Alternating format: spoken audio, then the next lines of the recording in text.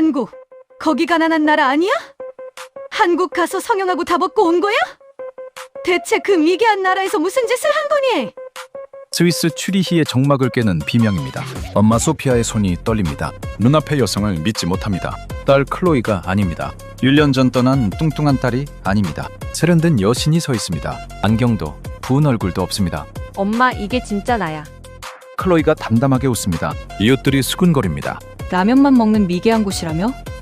편견이 가득한 시선들입니다. 하지만 클로이의 눈은 빛납니다. 스위스 엘리트들도 모르는 비밀. 한국이 선물한 기적 같은 마법. 80kg의 은둔형 외톨이를 바꾼 힘. 그 경이로운 현장이 지금 공개됩니다. 지금 그 충격적인 현장을 확인해 보십시오.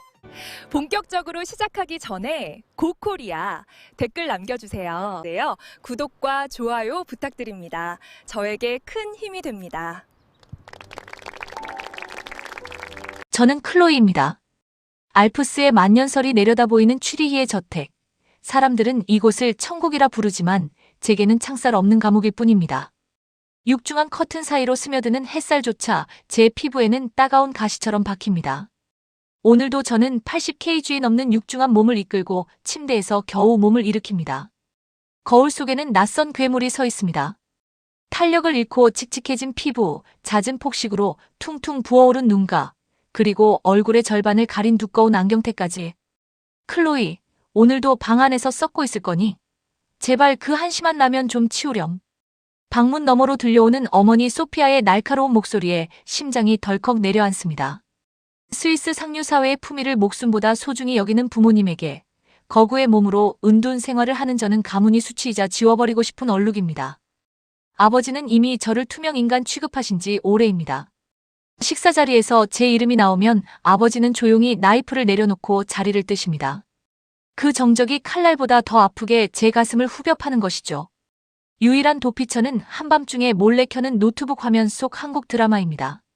화면 속 서울의 풍경은 어쩜 저렇게 역동적일까요?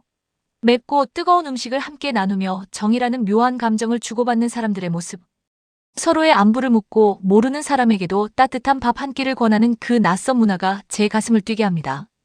저곳에 가면 나도 사람 대접을 받을 수 있을까? 아니, 그저 이 차가운 추리에서 사라지고 싶을 뿐이야. 결국 저는 생전 처음으로 부모님 앞에 무릎을 꿇고 애원합니다. 한국으로 보내달라고, 그곳에서 다시 시작해보고 싶다고요. 하지만 돌아온 건 서늘한 비웃음뿐입니다. 한국? 그 미개한 나라에 가서 뭘 하겠다는 거야? 거긴 아직도 전쟁의 위협이 도사리고 사람들 수준도 한참 떨어진다던데.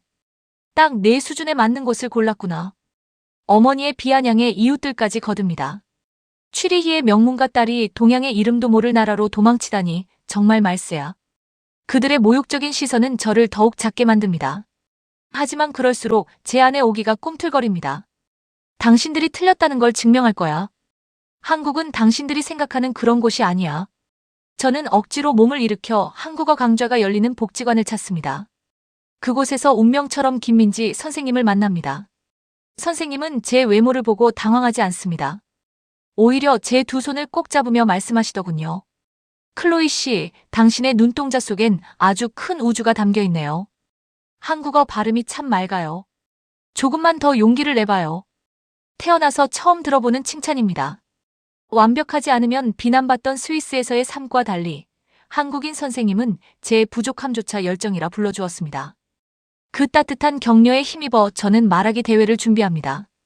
밤마다 라면 봉지 대신 한국어 단어장을 쥐고 스위스의 차가운 밤을 한국의 온기로 채워갑니다. 선생님은 한국의 역사도 들려주셨습니다. 전쟁으로 폐허가 된 땅에서 맨손으로 한강의 기적을 일궈낸 민족. 그 끈기와 강인함이 저 같은 사람에게도 전해지는 것 같습니다. 클로이 씨도 할 수 있어요. 한국인들의 피 속엔 절대 포기하지 않는 근성이 흐르거든요. 그 기운을 믿어보세요. 대회 당일 80kg의 거구인 제가 무대에 오르자 객석이 술렁입니다. 저런 몸으로 무슨 발표를 하겠다는 거야? 조롱 섞인 수군거림이 들려오지만 저는 눈을 감고 한국의 따뜻한 풍경을 떠올립니다. 그리고 입을 뗍니다. 저는 한국의 화려한 빌딩보다 그 안에 흐르는 뜨거운 정을 사랑합니다. 절망 속에 있던 저에게 다시 살고 싶다는 꿈을 준 나라이기 때문입니다. 정적이 흐르고 이내 폭풍 같은 박수가 터져 나옵니다. 1등 수상자로 제 이름이 불리는 순간 저는 확신합니다. 제 인생의 진짜 시작은 이제부터라는 것을요. 부모님은 끝까지 제 한국행을 반대했지만 저는 당당히 짐을 꼬립니다. 다시는 돌아오지 마라. 거기 가서 평생 라면이나 먹으며 살라고. 어머니의 마지막 고함이 뒤통수에 박히지만 저는 돌아보지 않습니다. 마침내 인천공항에 발을 내디딘 순간 제 코끝을 스치는 공기는 추리희에 그것보다 훨씬 뜨겁고 진합니다. 낯선 이방인인 저를 보고 어디서 왔어요? 힘들지 않아요? 라며 먼저 말을 건네주는 공항환경미화원 아주머니의 미소. 길을 잃고 헤매는 저를 목적지까지 직접 데려다주며 한국에 온 걸 환영해요라고 말해주던 청년. 그들의 눈빛엔 스위스 상류사회의 그 오만한 우월감이 없습니다. 대신 상대를 있는 그대로 받아들이는 넉넉함이 있죠. 숙소 앞 작은 식당에 들어서자 주인 할머니가 제 식판에 고기를 듬뿍 얹어주며 말씀하십니다. 아이고, 아가씨가 기운이 없네. 많이 먹고 힘내야지. 더 필요하면 말해. 공짜니까. 미개한 나라라고요? 아니요. 이곳은 사람의 영혼을 치료하는 거대한 병원과도 같습니다. 스위스의 금전적인 풍요가 채워주지 못했던 제 마음의 구멍이 한국인들의 소박한 친절과 정으로 조금씩 메워지기 시작합니다. 80kg의 외톨이 소녀가 처음으로 나도 소중한 사람일지 모른다는 생각을 품게 된 것이죠. 이제 저는 더 이상 숨지 않을 겁니다. 한국이 제게 준 이 기적 같은 기회를 절대 놓치지 않을 테니까요. 창밖으로 보이는 서울의 풍경은 드라마보다 훨씬 더 치열하고 눈부십니다. 하지만 그 속엔 제가 미처 알지 못했던 따뜻한 질서가 흐르고 있더군요. 숙소 주변 시장 골목에서 만난 상인들의 친절함은 제 얼어붙은 심장을 녹이는 첫 번째 신호탄이었습니다. 저는 이제 매일 아침 길을 나섭니다. 80kg의 몸은 여전히 무겁고 숨이 차오르지만 신기하게도 이곳의 공기는 저를 짓누르지 않습니다. 취리히에서는 사람들의 시선이 저를 칼날처럼 베었지만 여기 한국 사람들은 저를 그저 조금 통통하고 예쁜 외국인 아가씨로 봐주더군요. 그날도 저는 어색한 걸음으로 학당 근처를 걷고 있었습니다. 워낙 눈이 나쁜 탓에 두꺼운 안경을 치켜올리며 간판을 읽으려 애쓰고 있었죠. 그런데 갑자기 세상이 뿌옇게 변하며 어지러움이 느껴집니다. 오랫동안 안경을 바꾸지 않아 도수가 맞지 않았던 탓인지 아니면 급격한 환경 변화 때문인지 눈앞이 캄캄해지더군요. 그때였습니다. 제 옆을 지나가던 한 아주머니가 제 팔을 덥석 잡습니다. 어머, 아가씨. 괜찮아? 얼굴이 왜 이렇게 하얘? 저기 안경점이라도 들어가서 좀 앉아있어. 아주머니는 당황한 저를 이끌고 바로 옆에 있는 안경점으로 들어갑니다. 스위스였다면 상상도 못할 일입니다. 예약도 없이 그것도 모르는 사람을 데리고 불쑥 가게에 들어가는 건 큰 결례니까요. 하지만 한국의 안경점은 마치 동네 사랑방처럼 활짝 열려 있었습니다. 어서 오세요. 아가씨, 여기 좀 앉으세요. 시원한 물 좀 드릴까? 안경점 사장님의 목소리엔 경계심이라곤 눈 씻고 찾아볼 수 없습니다. 오히려 제 안경을 보더니 안쓰러운 표정을 짓습니다. 아이고, 안경이 너무 무겁네. 눈도 많이 나쁜 것 같은데 시력 검사 한번 해줄게요. 검사 결과는 충격적이었습니다. 제 시력이 워낙 나쁜 데다 안경 도수가 한참이나 틀어져 있어 눈이 비명을 지르고 있었던 겁니다. 아가씨, 이 안경 쓰고 다니면 두통 안 왔어? 한국 왔으니 이제 밝은 세상 봐야지. 내가 기가 막히게 잘 보이게 해줄게. 사장님은 친절하게 웃으며 제 얼굴형에 맞는 가벼운 테를 추천해줍니다. 가격을 듣고 저는 귀를 의심합니다. 스위스에서 맞췄던 안경값의 4분의 1도 안 되는 가격이었거든요. 근데 사장님, 안경 받으려면 며칠이나 걸릴까요? 제가 조심스럽게 묻자 사장님이 호탕하게 웃습니다. 며칠? 무슨 소리야? 커피 한 잔 마시고 있으면 금방 나와. 15분이면 충분해. 15분이라니요. 스위스에서는 아무리 빨라도 일주일, 보통 2주일은 기다려야 하는 일인데 말이죠. 정말로 커피 한 잔을 다 마시기도 전에 사장님이 제게 새 안경을 건넵니다. 안경을 쓰는 순간 저는 소리 지를 뻔했습니다. 세상이 이렇게 밝고 선명했나요? 늘 뿌연 안개 속에 갇혀 살던 제가 드디어 한국의 세밀한 결까지 보게 된 겁니다. 사장님, 정말 감사합니다. 이렇게 빨리 잘 보이다니요. 연신 고개를 숙여 인사하는 저를 보며 사장님은 손사래를 칩니다. 별말을 다 하네. 한국 서비스가 좀 빨라야지. 아가씨, 이제 잘 보이니까 맛있는 것도 많이 먹고 한국 구경 많이 해. 이곳은 모든 것이 마법 같습니다. 안경뿐만이 아니었습니다. 저는 한국의 의료 서비스에 대해 더 큰 결심을 하게 됩니다. 룸메이트 유카가 말해주더군요. 클로이, 한국은 라식 수술 기술이 세계 최고야. 나도 여기서 했는데 다음 날부터 바로 세상이 달라졌어. 안경점 사장님의 추천과 유카의 권유로 저는 용기를 내어 강남의 한 안과를 찾습니다. 스위스 부모님이 아신다면 미친 짓이라고 노발대변하셨을 일이겠죠. 하지만 저는 더 이상 과거의 나로 살고 싶지 않았습니다. 병원의 풍경은 또 한 번 저를 압도합니다. 최첨단 장비와 일사불란하게 움직이는 간호사들, 그리고 무엇보다 환자 한 명 한 명을 가족처럼 대하는 의사 선생님의 태도. 클로이 씨, 걱정하지 마세요. 수술은 10분이면 끝납니다. 내일이면 안경 없이 제 얼굴 보실 수 있을 거예요. 선생님의 확신에 찬 목소리에 저는 떨리는 마음을 다잡습니다. 수술대에 누워 초록색 점을 응시하는 동안 제 머릿속에는 지난 20년의 어둠이 스쳐 지나갑니다. 수술 끝났습니다. 고생하셨어요. 정말로 눈 깜짝할 사이였습니다. 다음 날 아침 눈을 떴을 때 저는 기적을 보았습니다. 천장의 작은 무늬 하나하나가, 창밖 나뭇잎의 떨림 하나하나가 안경 없이 제 눈에 선명하게 들어옵니다. 저는 거울 앞에 서서 한참을 울었습니다. 평생 저를 짓눌렀던 무거운 안경과 함께 마음의 짐까지 덜어낸 기분이었거든요. 엄마, 아빠, 보고 계세요? 저는 지금 한국에서 다시 태어나고 있어요. 눈이 밝아지니 몸도 변하기 시작합니다. 학당 식당에서 제공되는 한식 식단은 놀라운 보약이었습니다.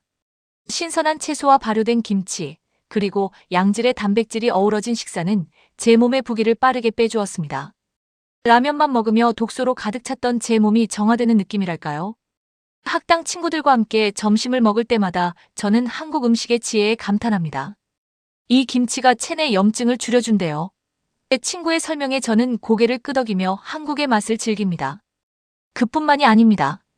한국의 대중교통 시스템은 저를 더욱 활동적으로 만들었습니다.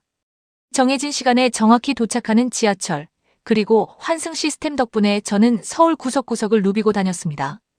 80kg의 거구였던 제 몸은 어느덧 5kg, 10kg씩 가벼워지기 시작합니다. 매일 10,000보 이상을 걸으며 한국의 에너지를 흡수하니 살이 빠지는 건 당연한 결과였죠. 추리히에서는 남의 눈이 무서워 걷지도 못했던 제가 이제는 명동의 인파 속에서도 당당하게 걷습니다. 어느덧 거울 속에 저는 예전의 그 우울한 소녀가 아닙니다. 턱선이 살아나고 안경을 벗은 눈은 반짝이기 시작합니다.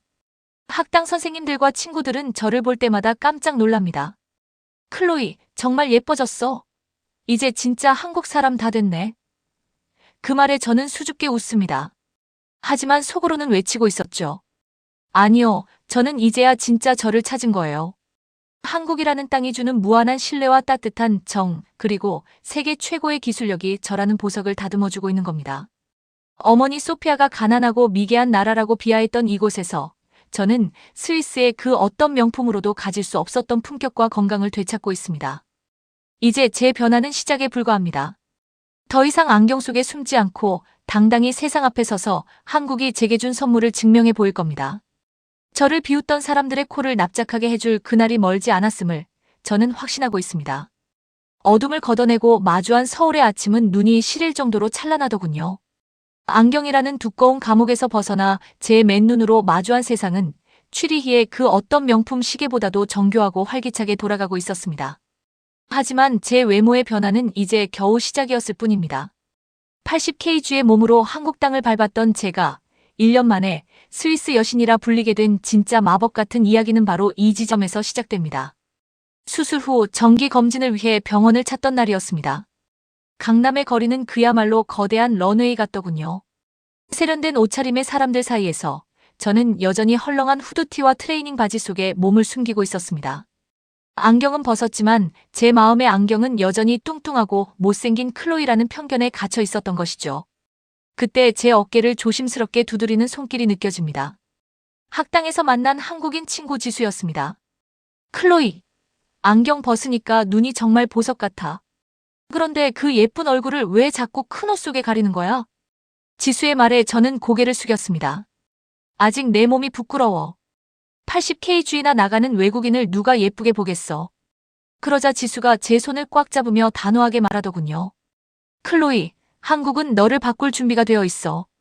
너도 너를 사랑할 준비를 해야지. 오늘 나랑 같이 진짜 한국을 경험하러 가자. 지수가 저를 데려간 곳은 다름 아닌 한국의 피트니스 센터와 뷰티숍이 즐비한 거리였습니다. 스위스에서의 운동은 그저 고독하고 지루한 자신과의 싸움이었지만 한국은 달랐습니다. 클로이 씨, 오늘 자세 너무 좋아요. 할 수 있어요. 조금만 더. 트레이너 선생님들의 지치지 않는 열정과 파이팅 소리는 저를 매 순간 일깨웠습니다. 혼자 방 안에서 라면을 끓여 먹으며 우울함에 빠져 있던 시간들이 이제는 땀방울과 환호성으로 채워지기 시작한 겁니다. 특히 저를 놀라게 한 건 한국의 식단 관리 문화였습니다. 스위스에서는 살을 빼려면 무조건 굶거나 맛없는 샐러드만 먹어야 한다고 생각했죠. 하지만 한국의 다이어트 식단은 그야말로 예술이었습니다. 고구마, 닭가슴살, 신선한 쌈 채소가 어우러진 식단은 제 미각을 깨우면서도 몸의 독소를 빠르게 씻어내 주더군요. 클로이, 한국 음식은 약식 동원이라고 해서 음식이 곧 약이야. 지수의 설명을 들으며 저는 매일 제 몸이 가벼워지는 기적을 체험합니다. 수술 후 3개월이 지났을 무렵, 저는 보건소 체중계 위에 올라섰습니다. 숫자를 확인한 저는 비명을 지를 뻔했습니다. 80kg였던 체중이 어느덧 68kg를 가리키고 있었거든요. 부종이 빠진 자리에는 날렵한 턱선이 드러났고 안경 속에 숨겨졌던 제 눈은 민준 씨의 말처럼 반짝이는 우주를 담아내고 있었습니다. 그날 오후 지수는 저를 이끌고 서울의 한 유명 헤어살롱으로 향했습니다. 스위스에서는 미용실 예약 한 번 하기도 힘들고 동양인 스타일만 고집할까봐 걱정했었죠. 하지만 한국의 헤어 디자이너 선생님은 제 모질과 두상 심지어 제 눈동자 색깔까지 고려해 완벽한 스타일을 제안해 주었습니다. 클로이 씨는 이목구비가 뚜렷해서 이 스타일이 정말 잘 어울릴 거예요. 가위질 몇 번에 제 덥수룩했던 머리카락이 세련된 웨이브로 변해가는 과정은 그야말로 마법이었습니다. 거울 속에 서 있는 사람은 더 이상 추리의 얼룩이 아니었습니다. 당당하고 빛나는 한 여성이 저를 보고 웃고 있었죠. 지수는 여기서 멈추지 않았습니다. 저를 백화점 의류 매장으로 데려가 제 몸의 곡선을 아름답게 살려주는 원피스를 골라주었습니다. 클로이, 이제 벗어던져. 그 무거운 자괴감도 너를 가뒀던 그 큰 옷들도. 원피스를 입고 매장 거울 앞에 선 순간 저는 제 자신을 알아보지 못해 뒷걸음질 쳤습니다.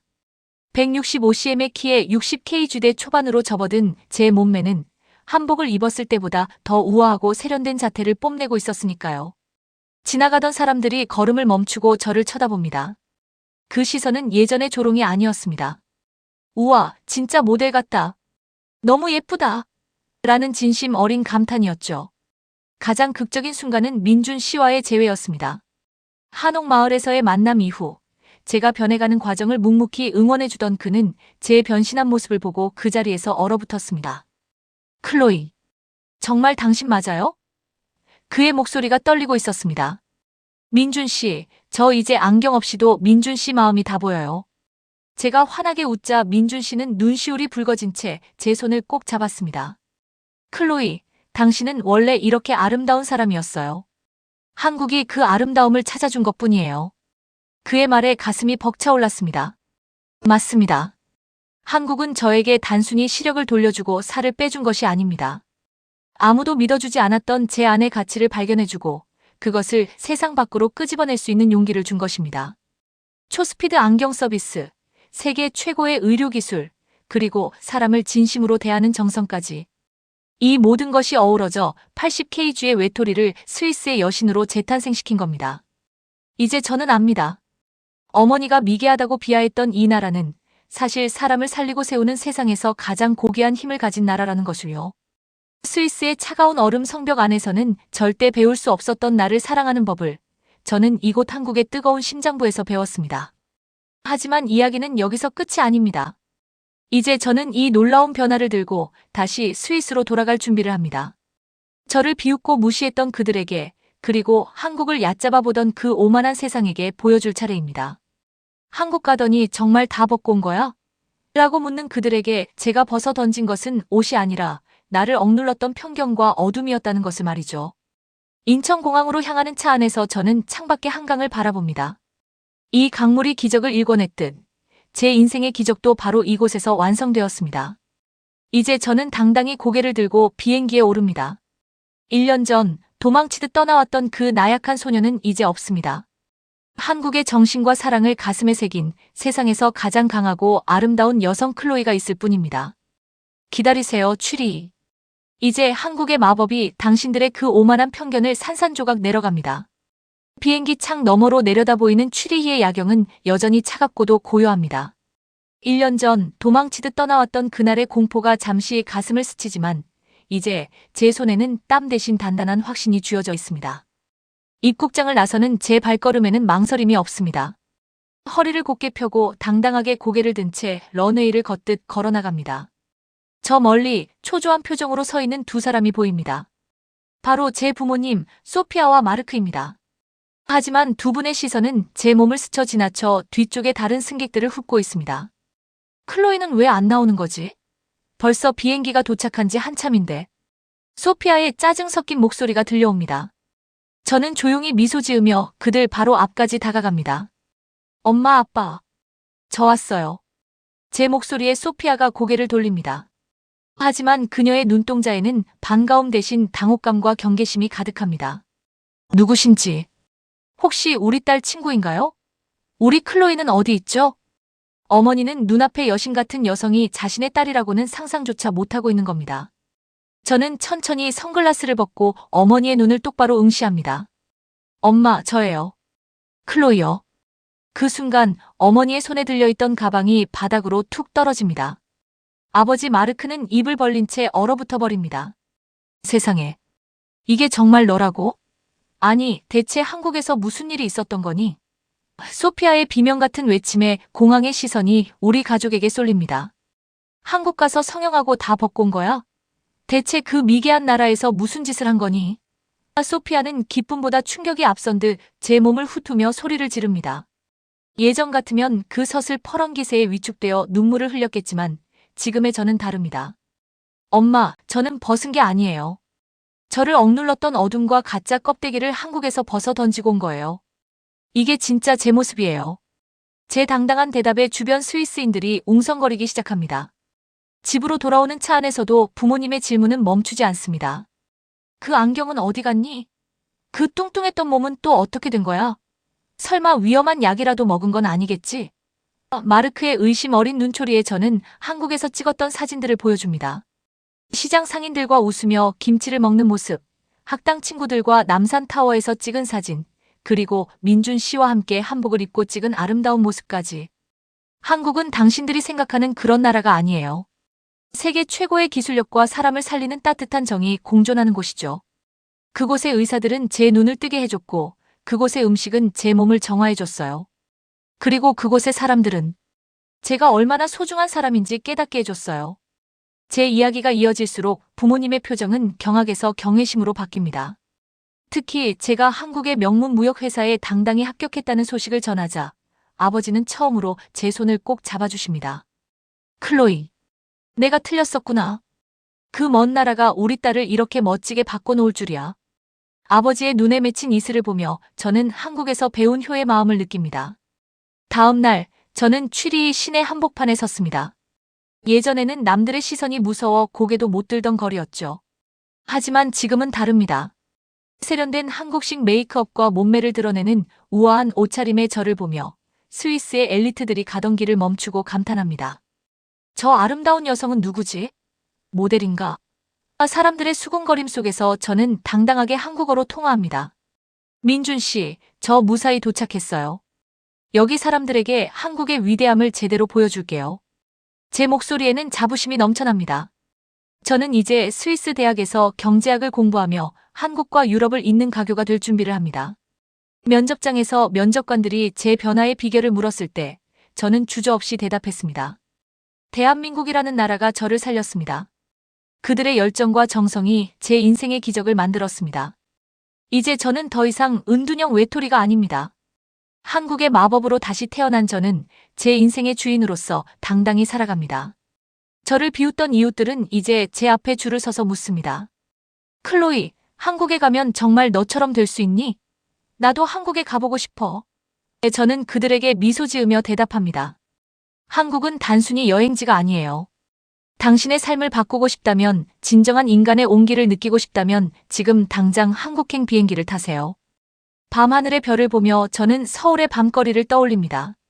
화려한 네온사인보다 더 빛나던 사람들의 눈동자, 덤으로 건네주던 시장 할머니의 귤 하나, 그리고 끝까지 저를 믿어준 민준 씨의 사랑까지. 그 모든 조각이 모여 오늘의 저를 만들었습니다. 한국은 제게 단순한 나라가 아닙니다. 저를 다시 태어나게 해준 제2의 조국이자 영원한 마음의 고향입니다. 고마워요, 대한민국. 당신이 제게 준 이 빛나는 삶을 전 세계에 증명하며 살게요. 이제 클로이의 이야기는 전설이 되어 스위스 거리에 울려 퍼집니다. 절망의 구렁텅이에서 한국이라는 희망의 끈을 잡고 일어선 한 소녀의 기적 같은 드라마. 이 이야기는 지금 이 순간에도 꿈을 잃어가는 수많은 이들에게 말하고 있습니다. 용기를 내어 한국으로 향하십시오. 그곳엔 당신을 기다리는 마법 같은 변화가 반드시 존재하니까요. 제 인생의 가장 찬란한 막은 이제 막 시작되었습니다. 긴 여정의 끝. 마침내 취리히의 차가운 밤 공기를 가르며 당당히 서 있는 클로이의 모습이 눈앞에 선하게 그려지는 것만 같습니다. 80kg의 거구, 은둔형 외톨이, 그리고 세상의 조롱을 한 몸에 받던 한 소녀가 한국이라는 기적의 땅에서 어떻게 여신으로 거듭날 수 있었는지 우리는 오늘 그 경이로운 현장을 함께 지켜보았습니다. 이 이야기는 단순한 다이어트 성공기가 아닙니다. 사람의 영혼을 어루만지고 잃어버린 자존감을 되찾아주는 한국만의 특별한 정과 기술이 만들어낸 승전보인 것이죠. 사실 우리 대한민국은 늘 그런 곳이었습니다. 보잘것없어 보이던 것들에 숨을 불어넣고 절망의 구렁텅이에 빠진 이들에게 다시 일어설 수 있는 지팡이를 건네주는 나라. 클로이가 마주했던 그 따뜻한 시장 상인들의 손길, 15분 만에 세상을 환하게 밝혀준 안경점 사장님의 장인정신, 그리고 세계 최고를 자부하는 의료진의 정성은 사실 우리 부모님 세대가 피땀 흘려 일궈놓으신 이 땅의 토양에서 자라난 열매들입니다. 오늘 사연을 들으시며 우리 어르신들께서는 어떤 생각을 하셨을까요? 혹시 내 젊은 날도 저렇게 치열하고 뜨거웠지라며 잠시 추억에 잠기지는 않으셨는지요? 클로이가 한국에서 찾은 그 당당함은 사실 이 나라를 이만큼 위대하게 키워내신 여러분의 자부심과 꼭 닮아 있습니다. 아무것도 없던 폐허 위에서 꽃을 피워낸 여러분의 삶 자체가 이미 하나의 거대한 기적이고 드라마입니다. 자식들을 위해 구분 등도 마다치 않고 가족을 위해 굳은 일도 묵묵히 감당해 오신 당신의 세월이 있었기에 오늘날 전 세계가 부러워하는 대한민국이 존재할 수 있었습니다. 클로이 같은 이방인이 우리나라를 통해 인생을 바꿀 수 있었던 건 바로 여러분이 지켜오신 따뜻한 정서와 나눔의 문화가 한국인의 피 속에 면면이 흐르고 있기 때문일 겁니다. 이 이야기가 가슴 깊이 울림을 주었다면 구독과 좋아요로 이 따뜻한 온기를 더 널리 퍼뜨려 주시길 부탁드립니다. 여러분의 정성 어린 댓글 하나가 이 채널을 지탱하고 더 많은 감동 사연을 발굴하는 큰 힘이 됩니다. 여러분의 지혜가 담긴 한마디 한마디가 저희에게는 무엇보다 소중한 자산입니다. 오늘도 긴 이야기 끝까지 함께 해주셔서 진심으로 고맙습니다. 지금 당장 클로이처럼 큰 변화가 눈앞에 보이지 않더라도 괜찮습니다. 당신은 이미 충분히 고생하셨고 그 자체로 존경받아 마땅한 분입니다. 이 나라의 기틀을 잡아주시고 우리의 오늘을 있게 해주신 당신은 영원히 우리의 자랑이자 영웅이십니다. 이제 편안한 밤 보내시길 바랍니다. 내일은 오늘보다 더 건강하고 더 환하게 웃으실 수 있는 날이 되기를 진심으로 기원하겠습니다. 당신의 삶을 진심으로 응원합니다. 오늘도 정말 고생 많으셨습니다. 당신은 우리의 영원한 자랑입니다.